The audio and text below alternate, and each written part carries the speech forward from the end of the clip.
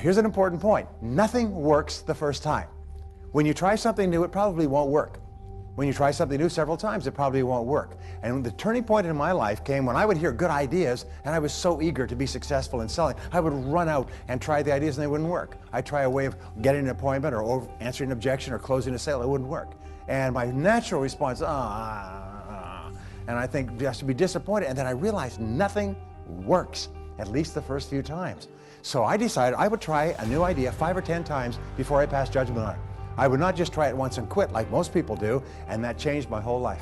It was a turning point in my life because I realized from then on, if you've got a good idea and you've got a good goal and you want to double your income and improve the quality of your life, and you have to try new things in order to get new results, it's not going to work the first time. So you say, well, that didn't work, try something else and try something else and try something else. Now, if you try, only 2 things can happen. What are they?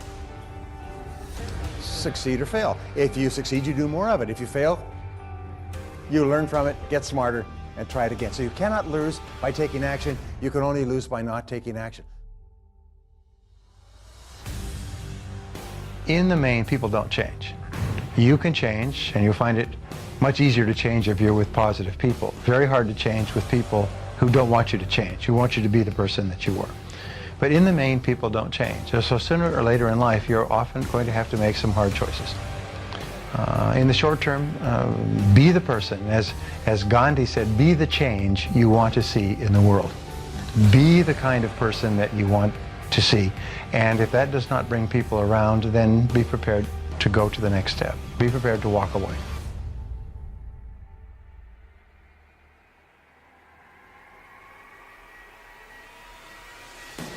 Recognize that everything that you achieve in life is going to be with the help or support or cooperation of other people.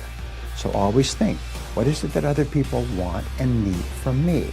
How can I help other people so they'll want to help me back? If you're in sales, top salespeople think about their customers all the time. They think about who their customers are and what their customers want and how they can help them the most and how they can help them even more today. In their relationships, successful people are very focused on the most important people in their worlds, both personal and in business. There's a process which has made more people rich than any other single process of goal achieving. And it's to take your major goal and structure it as a question. If your goal is to earn $100,000 a year, then you write, how can I earn $100,000 in the next 12 months? Now, that's an open-ended question, not how can I earn it at my job or doing a specific thing, just an open-ended question, how can I earn the amount of money? And then you discipline yourself to write 20 answers to the question. And the 20 answers are all the different things that you could think of to earn $100,000. Work longer, work harder, upgrade my skills, just get a new job, take a part-time opportunity. Whatever it happens to be, write down everything you could think of, but force yourself to write at least 20 questions, or 20 answers to the question. The 20 question method, called mindstorming, forces you to dig deep, deep into your mind where you will find all your answers. And it may be call a person, read a book. Let me give you an example. We had a young fellow, entrepreneur, he got 35 years old. He'd built a successful business. He'd worked about 10 years to do it. And he, for 2 years, wanted to sell his business so he could take a year off and travel, enjoy his money. And so for 2 years, he just sort of floundered around like a fish on the dock, wanting to sell his business. Nobody offered to buy it. He suggested it to people. People were not interested, and so on. And in this exercise that they put him through, his 20th answer, and often it's the 20th answer that is the breakthrough, was buy a book on how to sell your own business. And it just went off like a flashbulb in his mind. At the break, he got up. It was a downtown hotel. He got up, went down to the street to a major bookstore, went and found, he was amazed at the number of books that had been written on how to buy and sell a business. So he bought 2 or 3 books. 2 months later, he had restructured, packaged his business, sold it completely, satisfactorily, and took a year off. He said, but it was just a single idea. It was a breakthrough idea. But it was so simple, just get a book on the subject. And you think, boy, that's pretty obvious, yes? But it's the most obvious answers that we overlook.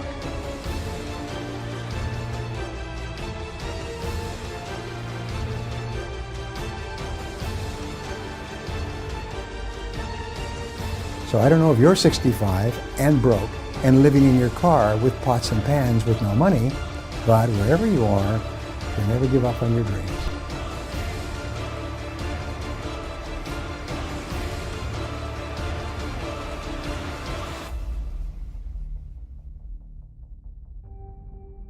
Most people have great goals. I want to increase my income and lose weight and get out of debt and be thin and happy and healthy and have a wonderful family. But then they decide, but before I start, I'm going to take a vacation to a beautiful place called Someday Isle. And in my estimation, 80% of the population lives on Someday Isle. Someday I'll lose some weight, and someday I'll read that book and listen to that program and join the Yes Network, and someday I'll get out of debt, someday I'll increase my income, but it's always Someday Isle. If you want to be a great success, there's one simple rule, is vote yourself off the island for life. If you decide you're going to do something, do it. You know, they've done dozens and dozens of studies over the years. They find that there's one major difference between successful people and unsuccessful people. Is successful people launch, they start, they get on with it, they just do it. Unsuccessful people get the same ideas and the same information, but they've always got an excuse for not starting.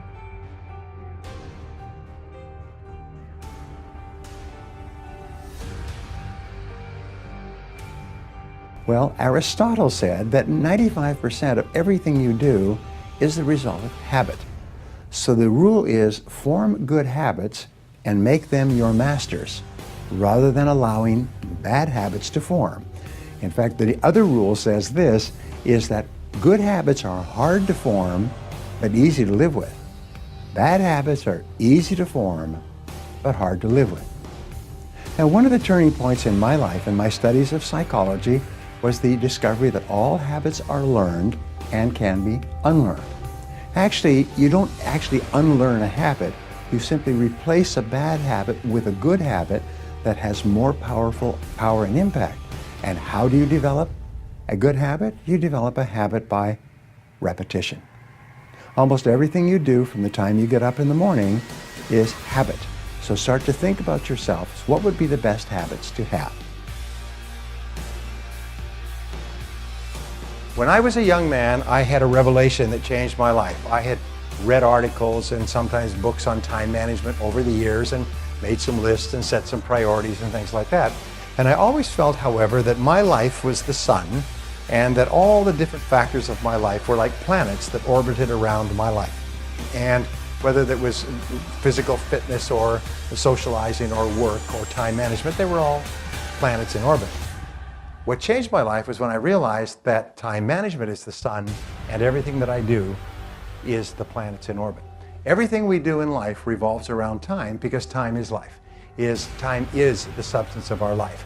Is that the quality of your life is determined by the quality of your time management. That everything we have or are or ever will be a direct result of how we use our time. And the wonderful thing is we're always free to choose how we use our time.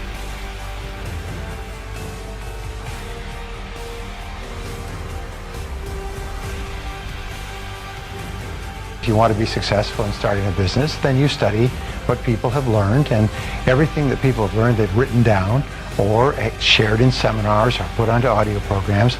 I learned this from a very wise man named Kopmeyer, who spent more than 50 years studying success. And he had developed more than 1,000 success principles that he had derived out of something like 6,000 books. And when I met him, I asked him the question you would ask. Of all these 1,000 principles, because I had studied it all, which is the most important principle of all? And he said, Brian, he said, it's simple. He said, use proven success methods. He said, learn from the experts. He said, Brian, you'll never live long enough to learn it all for yourself. So what I find is that successful people are those who learn from others who've gone before them. Unsuccessful people try to make it all up, like a cook going into the kitchen, taking ingredients out of the cupboards, throwing them all in a bowl, and wondering why it doesn't taste good. This is why people's sales careers, why 80% of salespeople are functioning well below their potential. Only 20% make all the money. Why 20% of businesses in any industry make all the profits. Why 20% of the professionals in any service make 80% of the money, and so on. It's because they follow proven success principles, proven recipes, proven formulas, proven combinations. and they just do them over and over again until they master them. Then they can do more and more of them, faster and faster, easier and easier, at a higher level of quality. And all that translates into greater results.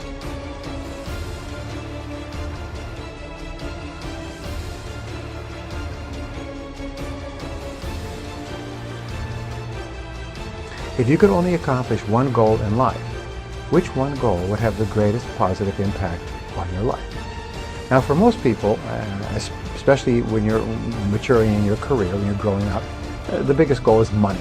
If you had money, then you could buy a house, home, car, family, lifestyle, and so on. So that's quite normal.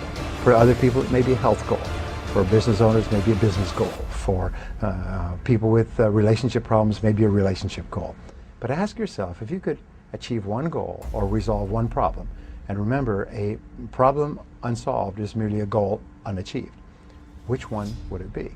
And write that down and make that the major definite purpose of your life. Make it the central organizing principle of your life.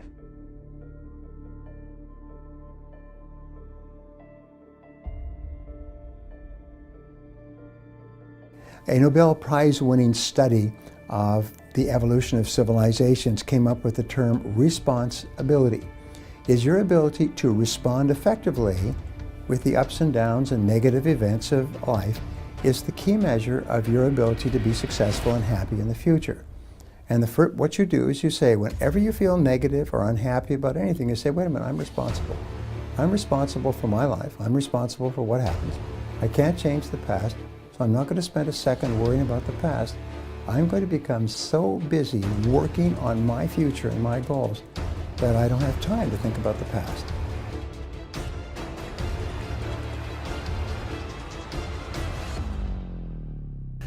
One of the smartest things you can do is to develop the habits of thinking and acting that have enabled others to become self-made millionaires. What is so hard about this to understand? Most people are thinking of how little money they have. They worry about being broke. They worry about lack and poverty. They're worried about the prices of everything, and they're wondering why they're not flourishing financially, because they're thinking about poverty and lack rather than prosperity and abundance. Now, these habits of financial success are learnable, as all habits are, by practice and repetition. In other words, you can program yourself to think like self-made millionaires. And remember, it has to start on the inside before it ever comes true on the outside.